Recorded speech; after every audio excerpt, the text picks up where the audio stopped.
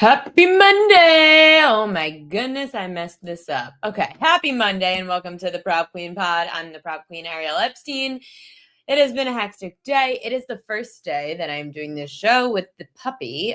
She is in the crate and I am kind of sad. She stopped crying finally. I put her in with like 10 minutes before the show to make sure that maybe she would stop crying, and I think she stopped for now. So we'll see how it goes. If you hear classical music playing in the background, it's because my room is the room behind me and I'm playing classical music for the dog.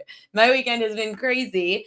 And so has college baseball. So has Major League Baseball, all of sports pretty much.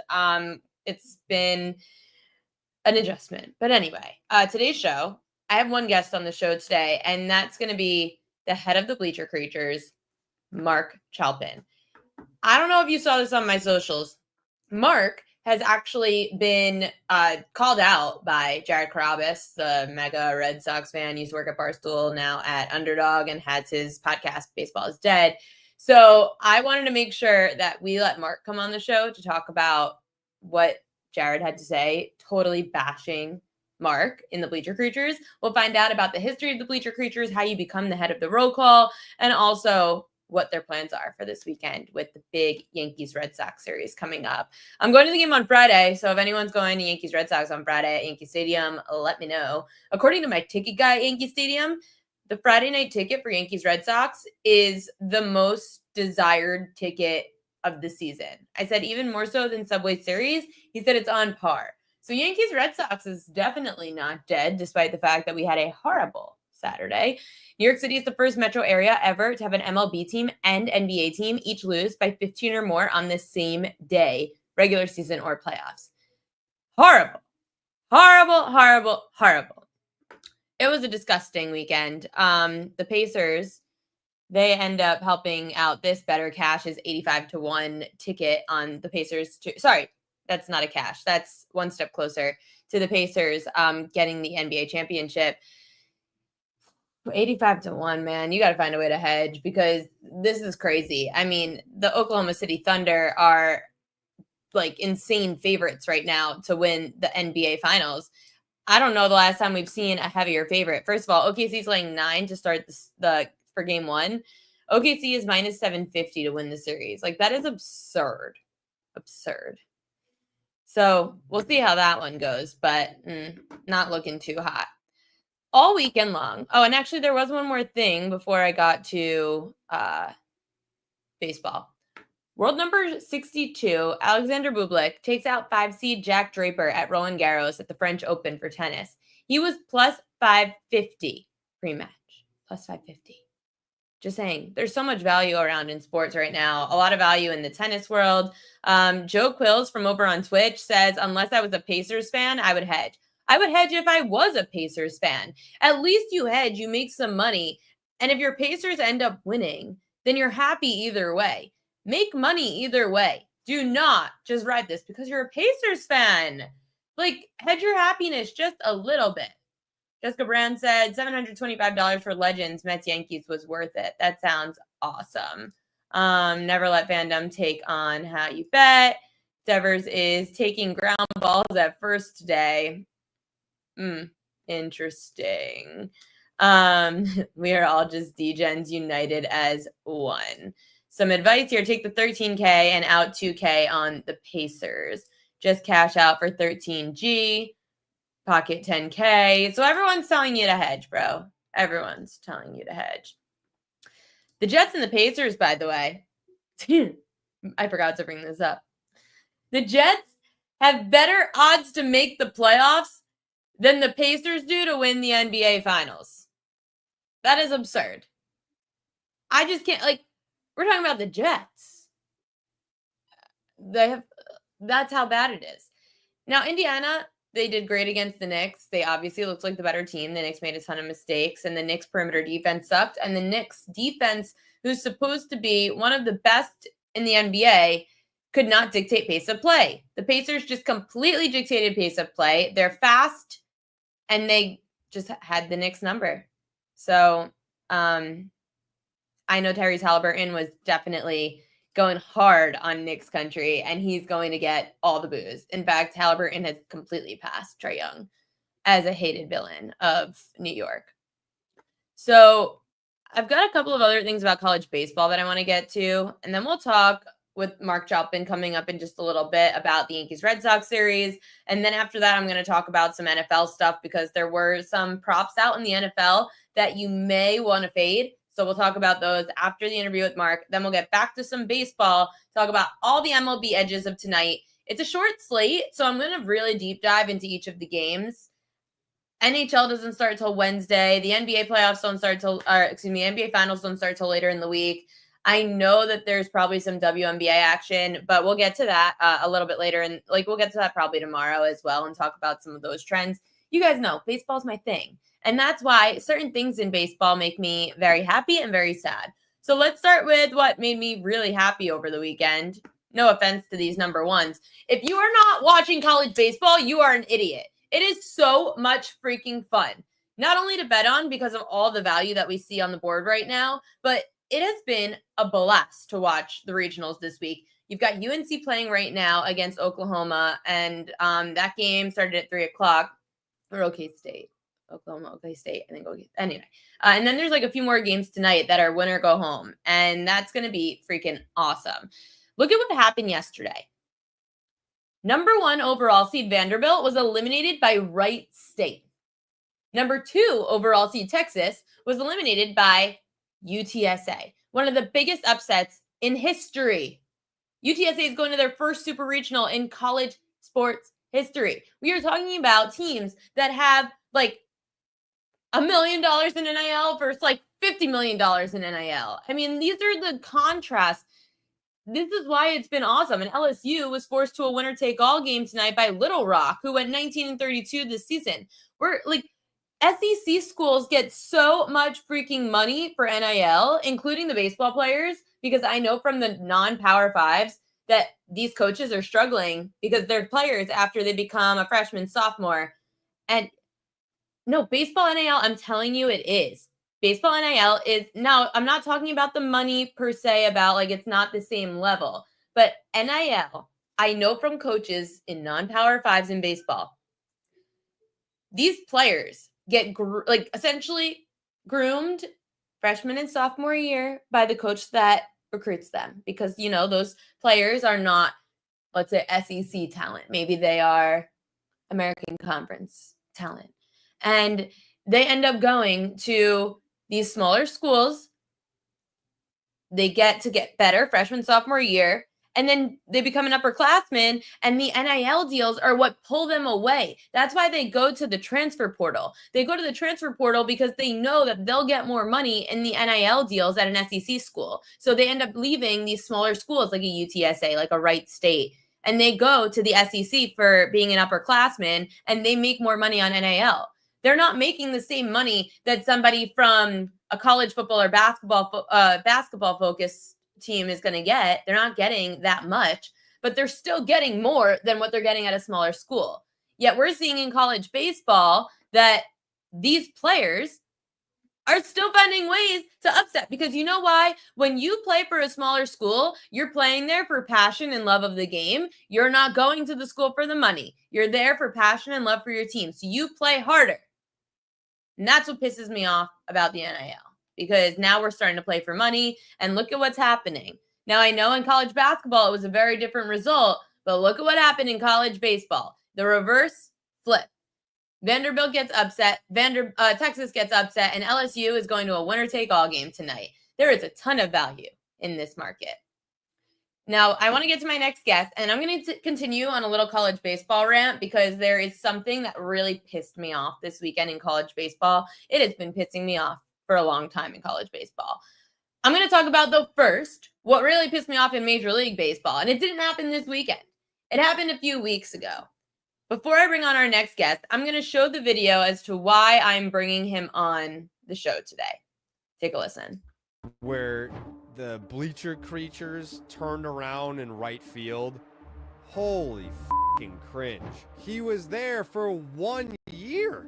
And I know the fucking dork, the roll call guy, it was obviously his idea to have everyone turn around, and guess who the one person was who wasn't turned around in the bleachers? It was that dork. He was like this. I hope he's looking. Is he upset? All you got from Yankee fans the entire time was, oh, whatever, we don't need him, blah, blah, blah. So what? Not having Soto, that's why we got Belly, that's why we got Fried, that's why we got blah, blah, blah. And you're just like, if that is indeed the case, why that display? I disagree with you as it relates to the overall reaction. Wrong. It's a perfect fan reaction. It's non-violent. It's not really that aggressive. You guys are talking about like he was only there for 1 year, but he left for the team across town. My question for the people who have a problem with this, what would the appropriate reaction have been? Go ahead and boom. Oh man. And here's the thing, and that's the Baseball is Dead podcast, Jared Carabas. We are friends, me and Jared. But I'm also friends with our next guest. We're talking about the head of the Bleacher Creatures. Let's bring on Marc Chalpin. What's going on? Hey, Ariel. How you doing today? Your lighting looks totally fine. Oh, I switched devices.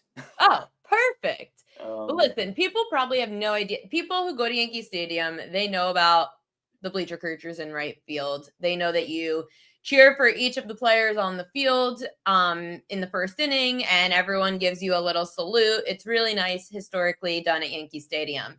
How far back does this go? Well, if you really well, first of all, I just want to say I don't call myself the head of the Bleacher Creatures. You're the prop queen. We actually have a queen of our own. Her name is Tina Lewis. She's the one that made me the roll call guy. So you're the roll call guy. Yeah, I think that's a little bit more accurate. If you really want to get the origin of the story, she's the best one to talk to, but she's told it to me many times. And it's basically her, a man named John Ziens, and a man named Teddy Ketchum were all basically responsible for it. The roll call goes back. I mean, you could go back to the 80s when Tina started sitting there, and the Yankees had a right fielder that you probably know named Dave Winfield. And the Bleacher Creatures back then, again, this is before my time, but the Bleacher Creatures back then had a rapport with him. And when he left, that honor went to Jesse Barfield. And it was just like a greeting, a hello, just Jesse, just Dave. And then when Jesse left, it moved to Roberto Kelly and then to Bernie Williams. And as Tina has told me the story, one day Jim Leyritz in left field made a great play, and they decided to call his name out. And then they were thinking, well, we can't let Paul O'Neill not get any love. So they brought him into it. And for a while, it was just the outfield. Then in 1997, apparently Tino Martinez gave an interview where he said, hey, what about the infielders? And basically that's how the roll call was born. So it really dates back in its modern form to 1997. And John Ziens, he was probably the first guy to lead it. And it kind of grew from there. I love it because it's what helps the rest of the fan base really get going at Yankee Stadium. That's not the wave. So it gets everybody super hyped up and involved. When you saw this video of Jared Carabas talking about your idea, or the Bleacher Creatures idea, to turn their back on Juan Soto, what was your initial reaction? Well, I mean, no one's going to like that. I mean, my first thought was, well, that was kind of lame. But, I'm thinking this is a Red Sox fan with a very big platform.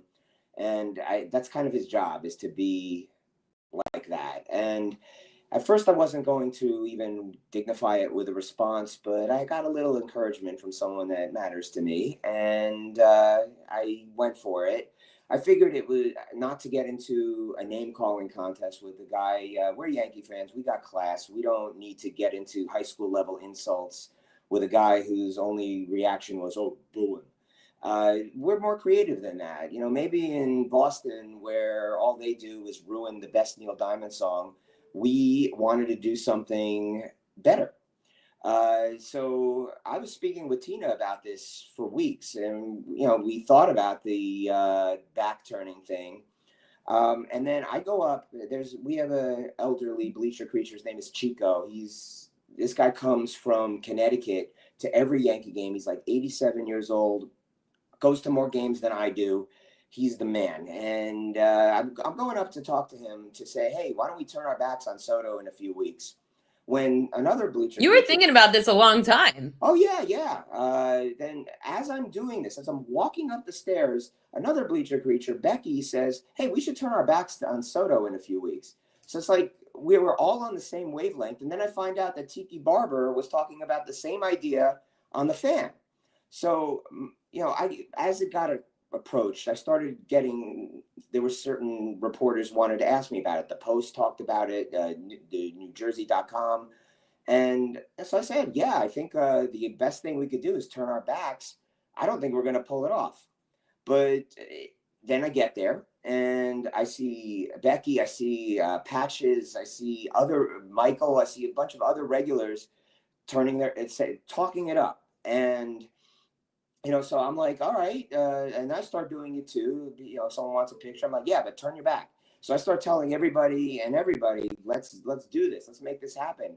So it's now the bottom of the first, and we start turning our backs. Now, he picks this up that I'm turning around, right? But what I'm doing is first I'm saying, well, are these people really doing this? And I see that they are. And then I notice Juan Soto, the whole Mets team is out, but not Juan Soto. He just didn't come out of the dugout. So I'm like, where is he? Where is he? And then he finally comes out and we do our thing. And then, we move on from there. But what it tells me about that video is that we pissed off the right people and we made the right people proud. So if a guy like that is looking for content and is coming at me, it seems like we did the right thing. I thought it was impressive that he even knew who you were. Yeah, that's a deep dive. I guess so, No one really sits there and like you're not so in social media worlds. You do a little bit here and there, but it's not like you're this viral sensation that everyone talks about. Like, I don't know, I'm trying to think of someone who like is in sports, like a super fan like that. But you like take this on as a job. Yeah, I mean, we're called bleacher creatures because we're creatures of habit. That's how the name came about. That from Tina many years ago, and my job, which I inherited, is the roll call. We have a cowbell man. We have people who hold the flag. We have a lot of different people. It's not just me. There's so many roles out there. And my favorite thing was when I sat out there and I initially met Marc, I got a Tootsie Pop. They were like passing around Tootsie Pops for all of us at the end of the game. I thought that was freaking awesome. We've got people in the chat, Marc, asking if you guys are going to do something for Gleyber Torres this weekend or coming up. Probably. I don't think so. I mean, we don't have anything planned. Sometimes when a great Yankee comes back after they've won a championship, we might put them in the roll call. I haven't talked about it with anybody. They're curious because they feel like Gleyber Torres left the same way that Juan Soto left. So why would you treat him differently? You mean in a negative way? Well, first of all, I don't think Gleyber Torres left in the same manner.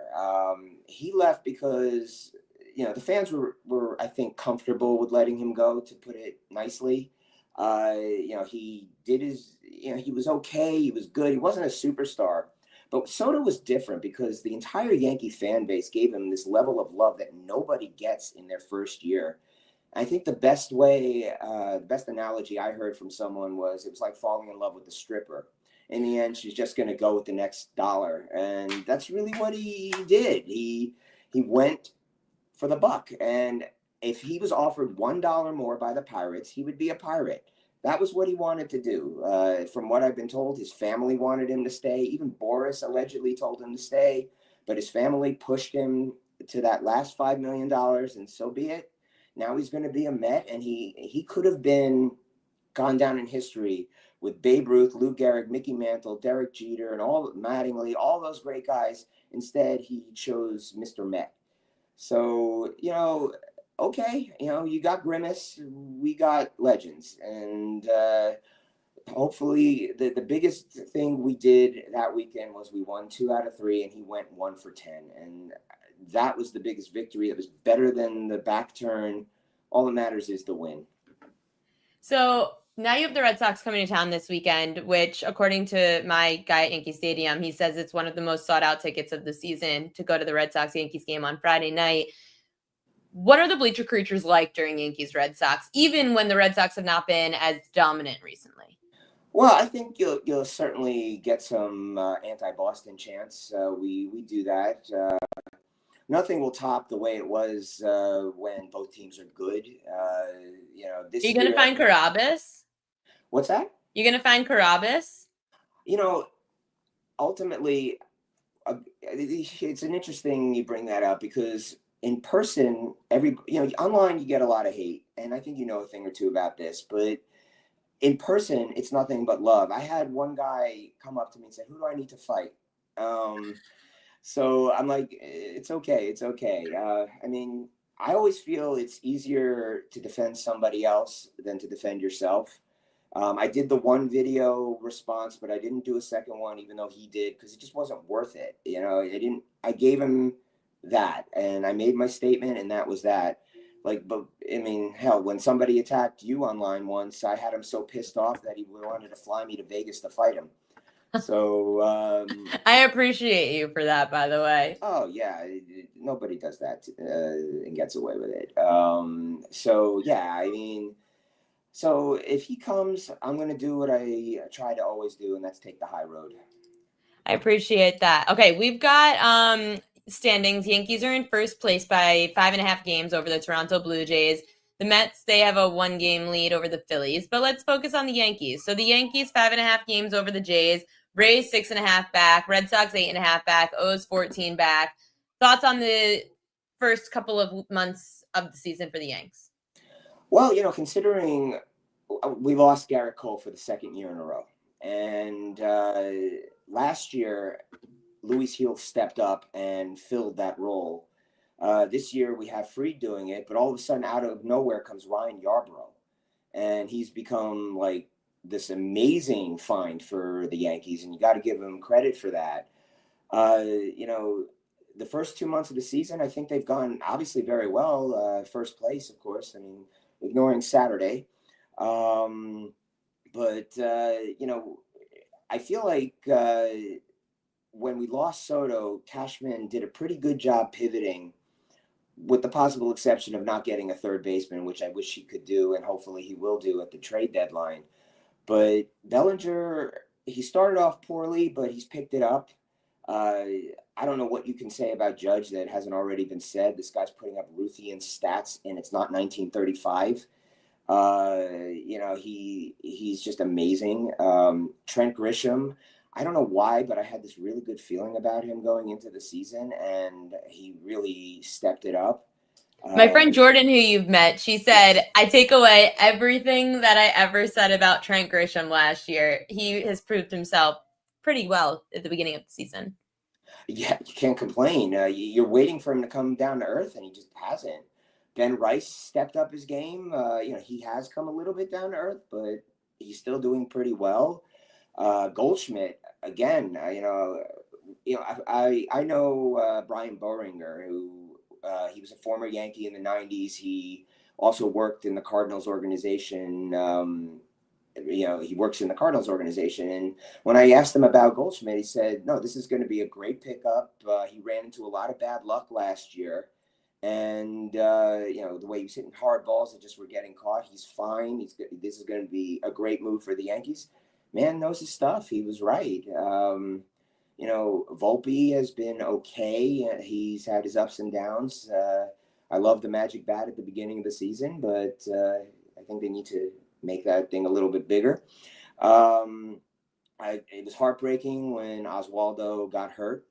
From what I've been told, I've never met him, but he's one of the nicest, hardest working guys in the game. Everybody loves him.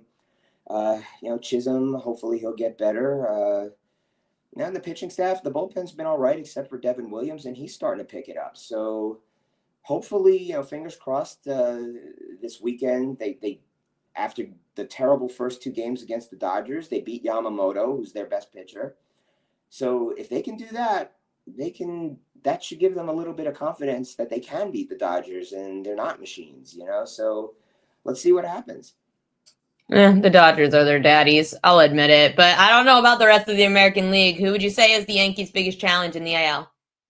Well, out of nowhere, I would say Detroit. They got such a good pitching staff, and they do have the better record right now. They do play in the right now the AL East has just not been that strong, and the Yankees have benefited from that. But they have beaten some of the better teams. They got a tough week ahead with Cleveland and Boston, and those are always good games. Hopefully, nobody from the Indians will try to climb into the stands this week, or maybe we'll try to make that happen. But we'll see.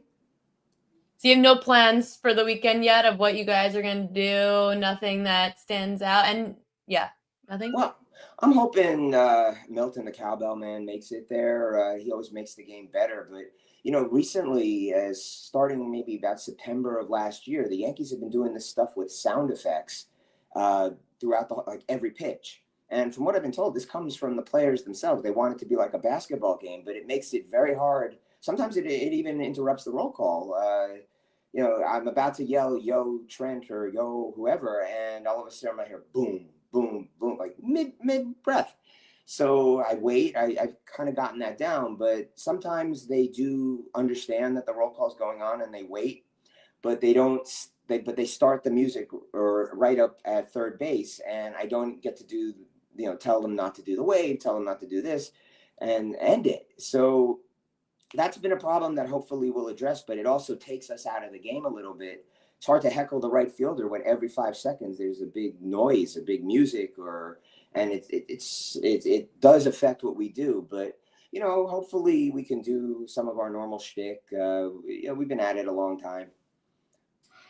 I think it's so great that you are so committed. And I mean, like, how do you balance Yankee season with real life? You don't get paid to do this. You obviously have to make an income.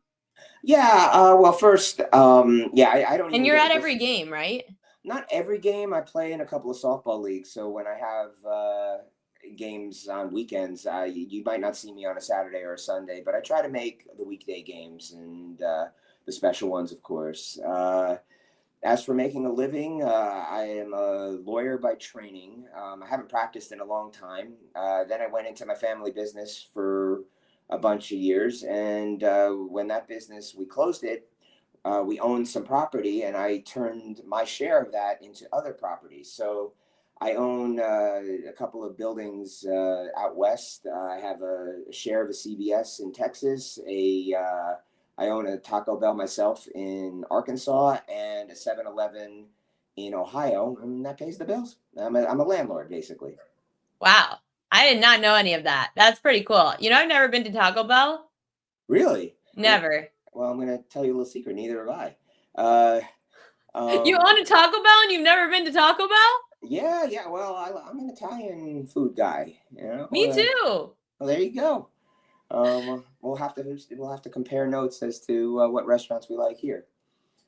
I know. I love that Shawn Michaels said in the chat. He said, "Gotta admit, when I heard about this guy, I thought he was a jerk. He's not so bad." See? Well, thanks, Shawn. I appreciate We're cleaning up your image. Everyone thinks that you're a jerk for some reason. I don't know why everyone thinks that. Well, do you?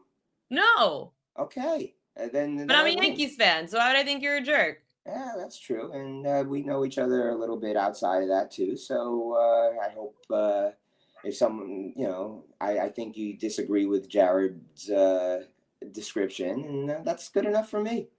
Listen, you better give extra booze and make it extra loud this weekend for the Red Sox series, because I want to shut those Red Sox fans up, especially after they came at you. Marc Chalpin, thank you so much for coming on the show. I appreciate you. No problem. And maybe one day we'll try Taco Bell together. You got it.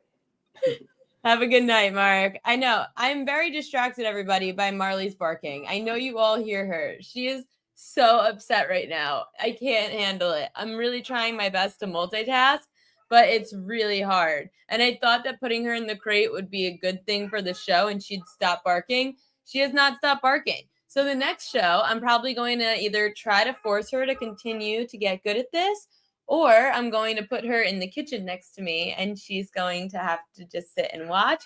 I don't know. I feel so bad. Okay, this is really bad for the show, but I guess we'll just roll with it. By the way, if anyone didn't see, this is Marley. She is the love of my life. I rescued her. Shout out to New York City Second Chance Rescue for this beautiful, beautiful gift. No, we are not doing a muzzle, Jessica. No muzzle. She just has to get used to this. She has to get used to the crate, and that's the way it's going to be.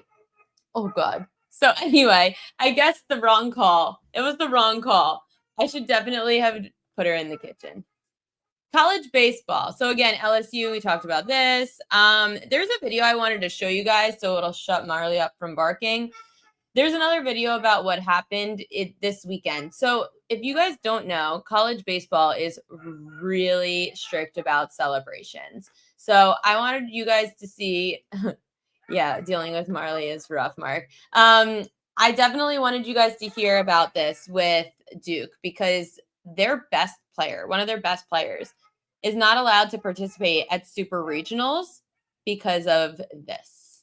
Disappointed in the rule and in the way the rule was interpreted and executed tonight. AJ Gracia, who's one of the best players in college baseball, hit a home run earlier in the inning to put us within 1 run.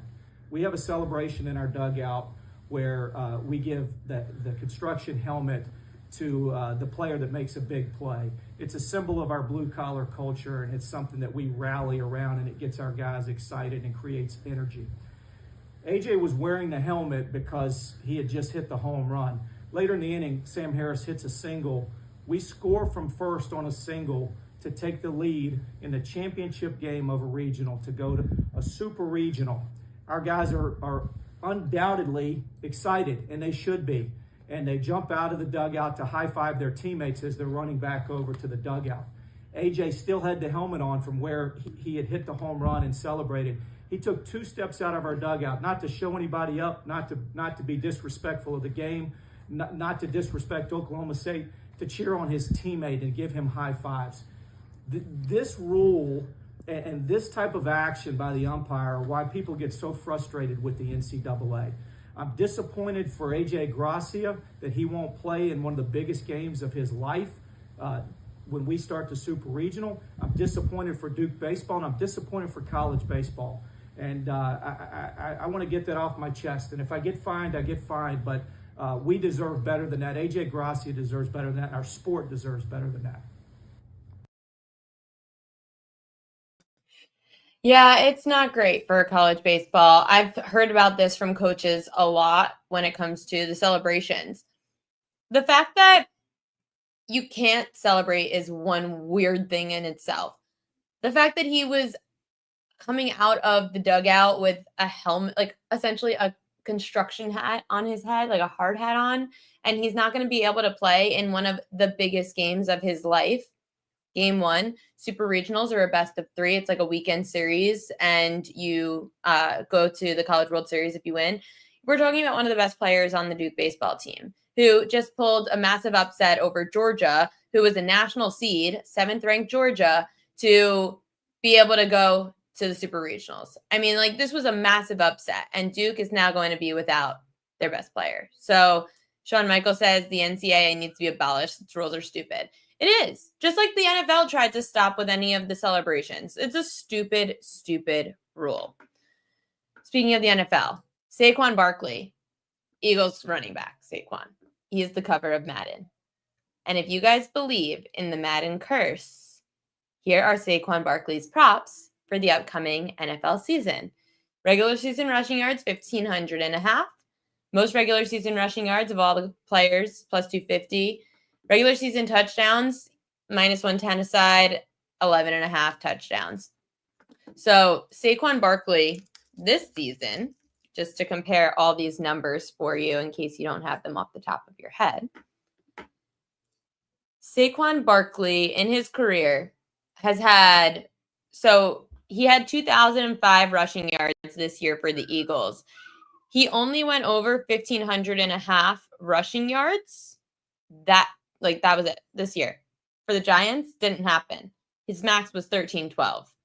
I know that he had some injury seasons, but 16 games in 2022, 1,312 rushing yards, 10 touchdowns. He had 11 his rookie season, 13 for the Eagles. So 11.5 is TDs. I mean, it's just telling you that like regression is coming. You would think. I know that there's the Madden curse, but these numbers are essentially saying that Saquon's going to have another record-breaking season next year. Do you believe that? I just look at numbers and history, and to me, I couldn't bet these overs. They're too high. He had an amazing year last year, Saquon, but he's an injury-prone running back who I know is on a really good team, but I know Sean said they will rely on rookie centers. Big loss for an offensive lineman all-pro. Yeah. Oh, Sean Michael is saying this about the Lions. Sorry, Frank Ragnow, under 10.5 wins is going to be a major factor for them this year. Right, I know. Offensive linemen play a big role in this, and I know the Eagles have one of the best offensive lines in the NFL. I don't know. I do believe in the Madden curse to some extent. I'm going to tell you that I would not be playing any of these Saquon overs going forward because, again, you just heard the numbers. The numbers tell you Saquon has never done this except for this past season with the Philadelphia Eagles. Major League Baseball. I have to add these graphics, which I should have done during the video, and I just did not because Marley's barking was distracting me. I think Marley likes when I speak. Good thing we don't have more guests today because I guess Marley likes to hear the sound of my voice. We've got batters props to look out for. So first, let's look at some batters overs. These are the matchups tonight that are really beneficial for Major League Baseball hitters. Kerry Carpenter hitting .571 with a double and 2 home runs against Jonathan Cannon. Manny Machado hitting .371 with a double and a home run against Logan Webb. Tyler Wade, interestingly enough, 4 for 10 with a double against Logan Webb. Luis Ariz, 8 of 13 for Logan Webb. Carlos Correa, good numbers against Sevy. In fact, a lot of the Twins have good numbers against Sevy, which I'll get to. Shohei Ohtani hitting .444 with a double and a home run. I don't know why I said against Luis Severino. That's not who he's going up against tonight. He's going up against the Mets starter is coming off the IL, making his first start of the year. Paul Blackburn. Thank you. Paul Blackburn is the one making his start tonight. Fernando Tatis Jr., not great numbers, hitting .192 with a double and a home run against Logan Webb. Tatis is also hitting .141 with 2 home runs and 2 ribbies in his last 16 games. So very bad, Fernando Tatis, if there is a player that you want to fade tonight in Major League Baseball on this really short slate. Taking a look at who's hot and who's not in Major League Baseball, because we don't have that many games, so might as well just tell you who's trending and who to fade. Starting with Rafael Devers, who at home this year has great numbers, hitting .330 with 34 ribbies in 30 games. Remember, do not sleep on the RBI props. The RBI props have a ton of value. You can usually get them in plus money. But Rafael Devers, great numbers at home.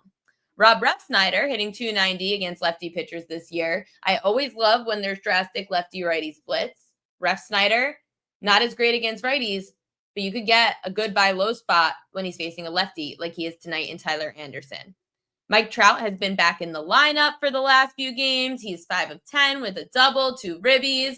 But most importantly to note that Mike Trout is 2 hits away from tying Tim Salmon for second on the Angels all-time hits leaderboard. So that's, I'm sure, a number that he has been told about and is looking at, because at least Mike Trout should be breaking some records with his great reputation, and despite all the injuries, still pretty impressive. Rhys Hoskins for Milwaukee, 12 extra base hits and 21 ribbies his last 24 games. You could look to Hoskins for total bases, RBI props. Jackson Chourio, 8 of 16 with 6 ribbies against the Phillies this weekend. He went 5 of 16 with 2 home runs in the April series against Cincinnati, where they are going to be playing tonight. Sal Frelick hitting .414 in the Brewers win streak. He went 8 of 15 with 2 extra base hits and 4 runs against Cincinnati in April. As for the Reds, Elly De La Cruz, 4 home runs and 12 runs scored in his last 8 games. And I know that yesterday was the crazy game where Elly De La Cruz found out right before the game that his sister passed away, and he ends up hitting a home run, which was like, that's crazy. And then points to the sky. It was awesome to see, but obviously playing with a lot of heart, Elly De La Cruz this next rest of the season. Some other players that are still hot: Tyler Stevenson, 3 home runs and 8 ribbies in his last 8 games. Colt Keith is the interesting one. He stood out to me because when you have good numbers in a park that you're playing on the road at, that's noted. He's hit safely in 8 straight games, but 8 ribbies in 7 career games at right field. So you could look to the RBI prop for Colt Keith. Andrew Benintendi hitting .303 with 10 ribbies in 9 games since coming off the IL. Mike Tauchman also hitting well since coming off the IL. .364, 7 extra base hits in 9 games. Julio Ramos hitting .388 with 5 home runs, 17 ribbies in his last 22 games. Juan Soto He has homered in back-to-back games, reaching 10 home runs this season. He now has 7 ribbies in the last 8 games. As for who's not hot right now, Ryan McMahon, the Rockies, these 3, they have horrible road numbers. Like, their numbers in cores, obviously altitude plays a factor, much better. Numbers on the road, atrocious. Ryan McMahon hitting 159 with a home run, 5 ribbies, 46 strikeouts in 31 road games. Brenton Doyle, 159, 2 extra base hits, 23 strikeouts in 24 road games. And Ezekiel Tovar, 158 with 15 Ks in 19 road games. So just so you know, the Colorado Rockies, they are on the road tonight, and they are facing the Miami Marlins. So you could take that into consideration. Kyle Stowers of the Miami Marlins, he's 2 of his last 30 with 11 strikeouts in 7 games. Jarren Duran, hitless in his last 16 at-bats. So something to keep in mind there. Wilyer Abreu doesn't have a multi-hit game since May 13th, so maybe you look at some under total base props. Zach Neto batting 176 with 3 errors in his last 9 games. He's struggling he's struggling in the field and at bat. So definitely something to note. Some other struggling players, Santiago Espinal, he's hitless also in 15 at-bats. I like looking at some of these names that are the lesser known names, like a Santiago Espinal, because the books may or may not catch on so much to them, as opposed to someone like if Juan Soto was struggling, then the book's going to know. Santiago Espinal, maybe not. Riley Green, struggling, batting 200 over the last 11 games with 19 strikeouts. Matt Chapman, hitless in his last 14 at-bats with runners in scoring position. So maybe there's like some kind of under RBI prop or something you could bet. Willy Adames, his OPS dropped 176 points from last year, which is the 5th largest drop in MLB. So you could be fading Willy Adames. Jung-Hoo Lee hitting 221 with 5 runs scored in his last 21 games.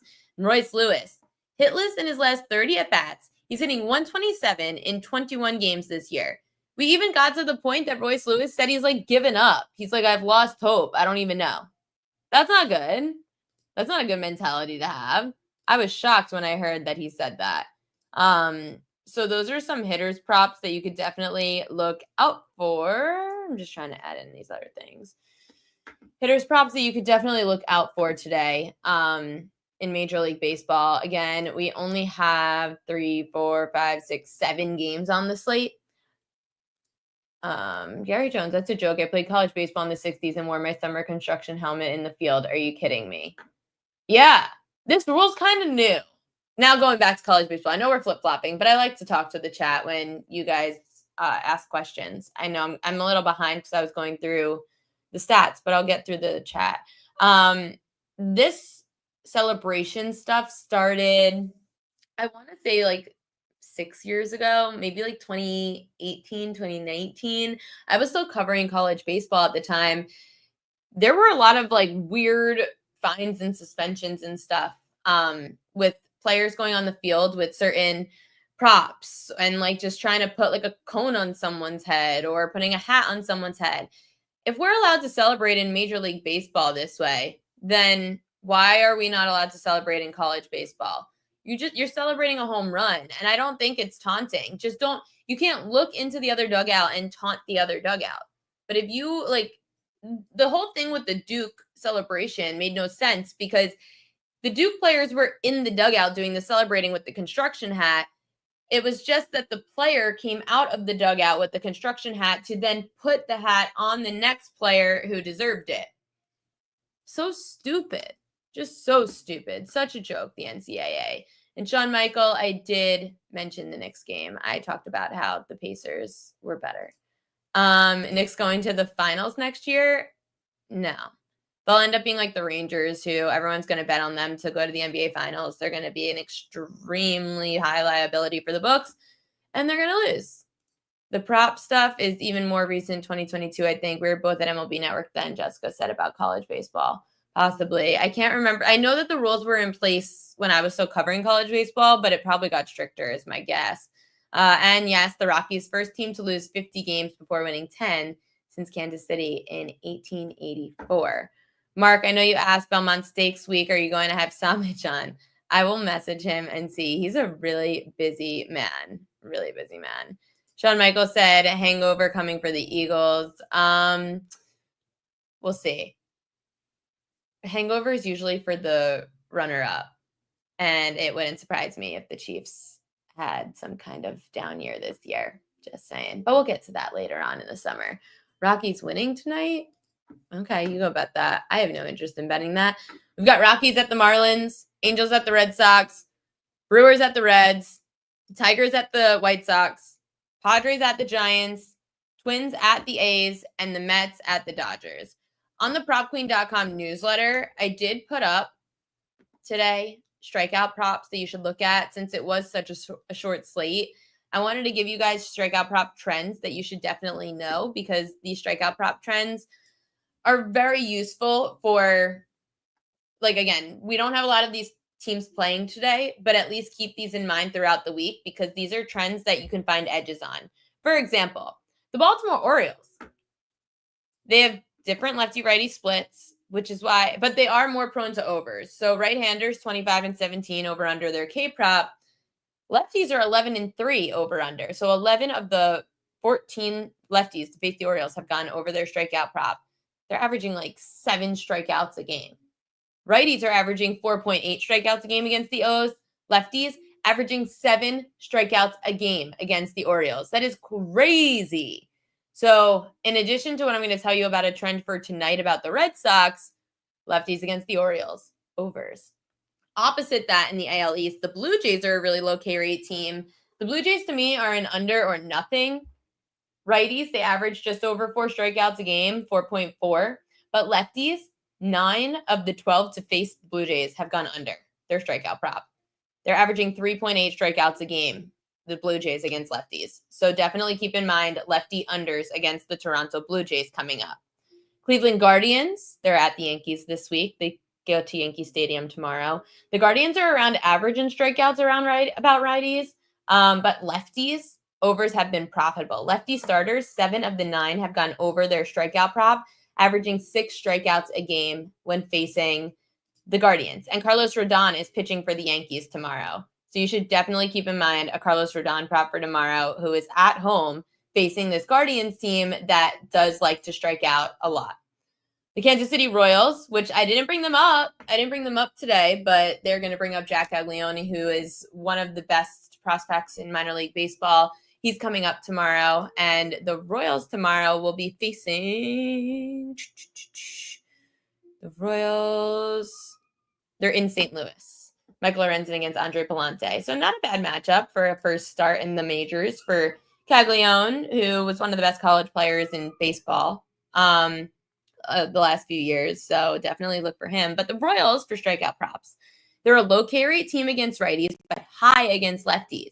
So when they face righties, the Royals average 3.8 strikeouts a game, which is why righty starters, 20 overs, 29 unders. Against lefties, the Royals are averaging 2 full strikeouts more, 5.8. So 3.8 strikeouts a game for the Royals against righties, 5.8 strikeouts a game for the Royals against lefties. Those starters, 7 overs, 3 unders when facing the Royals. So lefty overs against Kansas City, something else to keep in mind.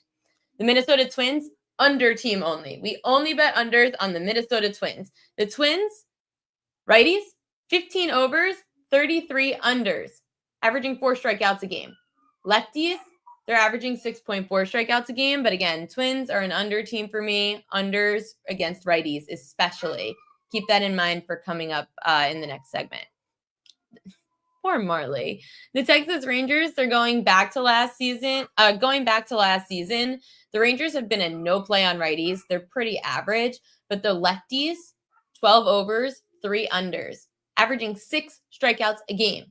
So if a lefty is facing the Rangers, overs as well. Philadelphia Phillies, they also have been tough to figure out, but righties, 28 unders, 17 overs. So righties against them, I would definitely look to be fading because that's where the books have been off. 7 and 7 for lefties. So Phillies unders against righties, something to keep an eye on. The Cubs also have been an unders team this year. So 18 overs, 25 unders. Their K-prop average 4 strikeouts a game. So 3.9 strikeouts a game against the Cubs. Just something to look at for the Chicago Cubs. Pittsburgh Pirates, also notable splits. Righties, 19 overs, 27 unders. But lefties, 11 overs, 2 unders. So the Pirates lefty overs. When you face the Pirates, take a lefty over there. Sorry, I'm going through like all of these, but I feel like they're good to know. Righty unders and lefty overs for St. Louis. So the Cards, their K-prop, you're averaging. So righties are averaging 4 strikeouts a game against St. Louis. Lefties, 5.5. So lefty overs, righty unders to the Cards. And the last one, the Padres are just an under or nothing team. Right-handers, 17 overs, 21 unders against the Padres, averaging 4 Ks a start. Lefties, 6 overs, 12 unders against the Padres, averaging just over 4 strikeouts a game. In fact, 5 straight starting pitchers have gone under their strikeout prop against San Diego. So San Diego Padres, for strikeout props, under or nothing. So let's take that into what we are going to do tonight. Tyler Anderson, he's starting tonight for the Angels. And I was telling you guys that when you face the Red Sox are an over team when you face lefties. And these are all things, too, that you could find on the Strikeout Prop spreadsheet. The Strikeout Prop spreadsheet is on thepropqueen.com. You click that, you go to the newsletter, you subscribe, and if you're a premium member for $17.99 a month, you can get the Strikeout Prop spreadsheet. Well, actually, it's the baseball prop spreadsheet. We've added outs, hits allowed, runs allowed, and strikeout props so it's a pitcher prop spreadsheet essentially on the propqueen.com newsletter. And you also get the daily newsletter in the mornings and in the afternoons. So definitely check it out. It has all this information in case you miss a show and you don't have time to rewatch. You get all this stuff first thing in the morning. Tyler Anderson, he's gone over his 4.5 strikeouts in 5 of 6 games this year when facing a high K rate team. That was against teams like Pittsburgh, Atlanta, Seattle, the White Sox, the Rays. These are all high K rate teams when facing a left-hander. Lefty starters, they've had a lot of success dating back to last year against the Red Sox. This season, Southpaws, 8 overs, 3 unders when facing the Red Sox, averaging just under 6 strikeouts a game. So 4.5, way too low for Tyler Anderson. I haven't checked the VIG on that, but I got it at -122. You could check it out for yourself. The only downside is, of course, that the Red Sox do hit well at home, but Anderson, they're still striking out. So Anderson hopefully stays in the game long enough. Someone I hope doesn't stay in the game long enough, Luis Severino. Luis Severino, under 4.5 Ks, has value at +110. I mentioned this in when talking about the strikeout prop trends. The Minnesota Twins are an under or nothing team. 15 overs, 33 unders for righties against the Twins. 33 unders. And that's facing 48 pitchers. Out of the 48 righties to face the Twins, 33 have gone under their K-prop, averaging 4 strikeouts a game. Severino's only faced 2 other low K-rate teams. The Cubs, he had 6, and the Padres, he had 3 in 7 innings. But Severino has really bad numbers against Minnesota in his career. He's 0-2 with a 7.31 ERA in 5 career starts. A 7.31 against this mediocre Twins team. Severino's better at home, and that's where he is tonight, but we know what happens in Sacramento. The ball's flying out. So if the Twins actually continue to hit Severino hard, they don't strike out a lot. Under 4.5 Ks has value at +110 for Luis Severino tonight. So we'll see there. Anyone have anything? I know Jessica said can get +120 under 4.5 at Betway for Severino. Still -120 on FanDuel for Anderson, which is crazy because at DK I did see him at -145. Can you go get Marley to end stream so we can see? You want to see Marley? I can't. Here's the problem. Marley is in the early phase of crate training. So my thing with training her is that she has to go in the crate, and then when she comes out of the crate, she goes straight outside to go to the bathroom.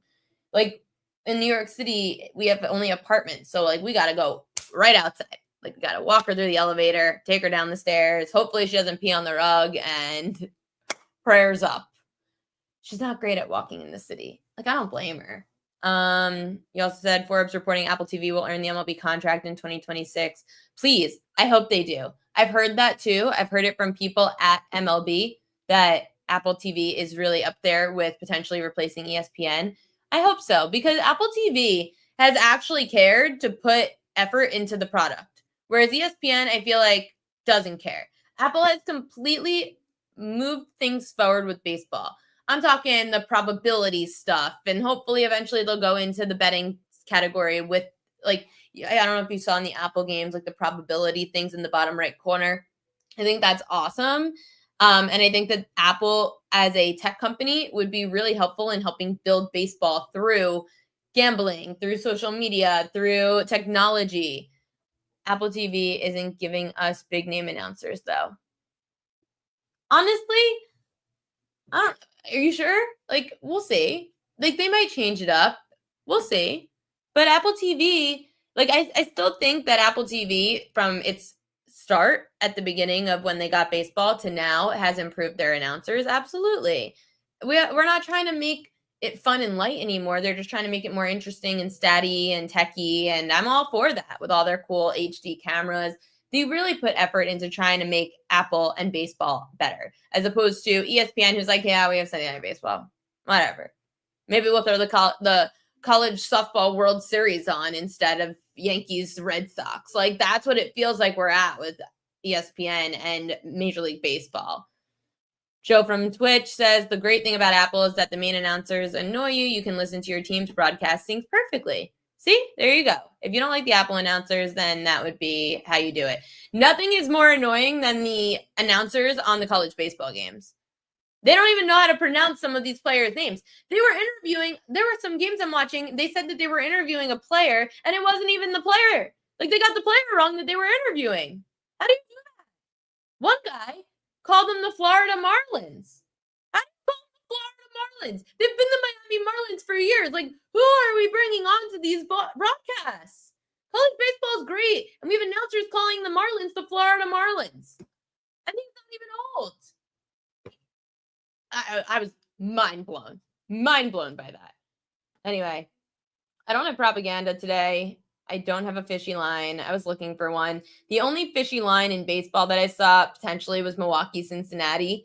That line moved from Milwaukee plus 104 to minus 106. Cincinnati minus 122 to minus 110. Cincy is at home. Majority of the money's on Cincinnati, and the lines moved 12 cents against Cincy. So I would just beware of that line, Milwaukee, Cincinnati. So maybe stay away from the Reds today. This is the one bet I'm going to make today. This is my roll.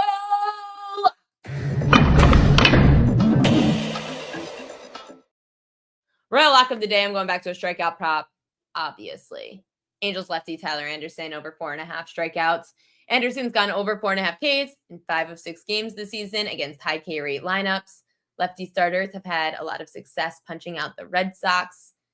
This season, Southpaws are 8 overs, 3 unders when facing the Red Sox, averaging just under 6 strikeouts a game. 4.5, that number is way too low for Tyler Anderson against the Boston Red Sox, who we slammed today on the show because Marc Chalpin, who is the head of the roll call for the Bleacher Creatures, he came on, talked all about the whole drama that Jared Carrabis and the Red Sox on the Baseball is Dead podcast started. And guess who plays this weekend? The Yankees and the Red Sox. So again, if you are going to be at Yankee Stadium this weekend, let me know. And I will be there on Friday. My sister's going to puppy sit Marley so that she doesn't have to be alone. But then Marley is going to have to be by herself in the apartment on Saturday for the first time. This was my test. All week is my test to easing her into the crate. She's been crying most of the show. She's finally quiet, and I'm going to reward her. And she's going to be so happy to see me, or she's going to be pissed off, and she's going to pee on my rug. Who wants to set the line? Marley's going to be happy to see me, and she's going to love me and give me kisses, and she's going to make it outside to pee, or she's going to be pissed off at me, and she's going to go pee on my rug. So someone let me know what you think my 4-month-old puppy's going to do.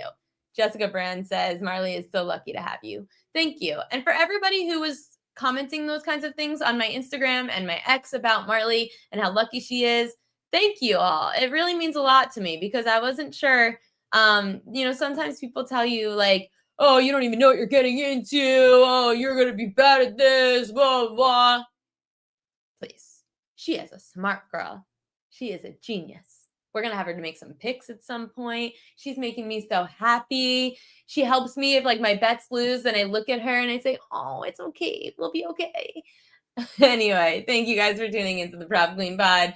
We'll be back tomorrow, 5 to 6 p.m. Eastern time, here all week, giving you winners and hopefully helping you make better, more educated bets. Good luck with your bets tonight. Make sure to follow along on the YouTube channel at Prop Queen Sports. Subscribe, like, thumbs up, all those things to help out the channel. I'm going to be cutting up videos so that they could help you with any kind of trends coming up so that you can watch all this back. You can always watch the shows back too on the YouTube page, or you could subscribe to the PropQueen.com newsletter, which is where all this information gets put first thing in the morning for premium subscribers. And in 1 minute from now, the basic subscribers will get their newsletter as well. See you guys tomorrow. Good luck.